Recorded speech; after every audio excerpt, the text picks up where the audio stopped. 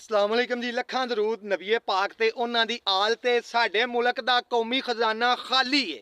ये गल दस्सण लई भी ना असां एक वजीर खजाने दे उत्ते बिठाया है, खाली खजाने दे।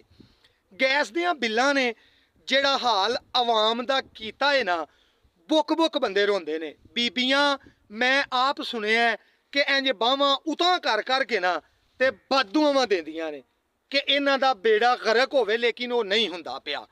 सानू कम अज कम इन्ना चाहिए कि असी इन्ना को एहतजाज इस गल ते जरूर करिए कि साडे उत्ते बैठे हुक्मरानां नू पता लग जाए कि यार इन्हां दे नाल ज़्यादती हुंदी है। भई एहतजाज करन दा तरीका ये नहीं हुंदा कि असी सड़कां ब्लाक कर दईए, असी तरोड़ भन शुरू कर दईए।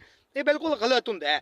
100 तरीके हुंदे ने, किसी तरीके भी असी उन्हां तक अपनी ये गल पहुँचा सकने आ कि गैस दियां बिल्लां दी वजह तो असी बड़े तंग आउंदा ही नहीं। बंदे आंदे ने कि गैस आवे भावें महंगाई आवे। वो यार क्यों महंगा आवे? तुसी मेहनत नहीं करदे, क्यों महंगा आवे? तुहानू मेहनत तो बगैर पैसे लभ जांदे ने कि जेड़ा आवे सही भावें महंगा आवे। महंगा क्यों आवे? क्यों तुहाडे नाल ज़्यादती होवे? खुदा उस कौम दी हालत कदी नहीं बदलदा जिन्नू आप अपने बदलन दा ख्याल ना होवे। हुकूमत दी तरफों साडे ते रोज़ कोई ना कोई जुल्म कीता जांदा है, टेंशन दित्ती जांदी है। ओ यार साडियां ते असी पाकिस्तानियां अगे ही निक्कियां निक्कियां कई टेंशनां हुंदियां ने जेड़ियां मुकदियां ही नहीं।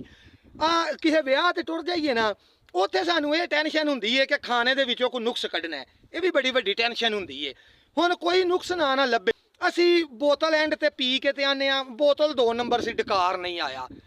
भाई मेदा खराब है तेरा, तां डकार नहीं आया। टेंशन बहुत ज़्यादा टेंशन। अब वेखो ना हुण कई टेंशनां ने जिन्हां दे विच ये भी टेंशन आउंदी है कि सर्दियां ने, असी किसी अल परौने टुर जाने आ ना, वो हुण ठंड दे विच चाह ते नाल बिस्कुट देंदा है।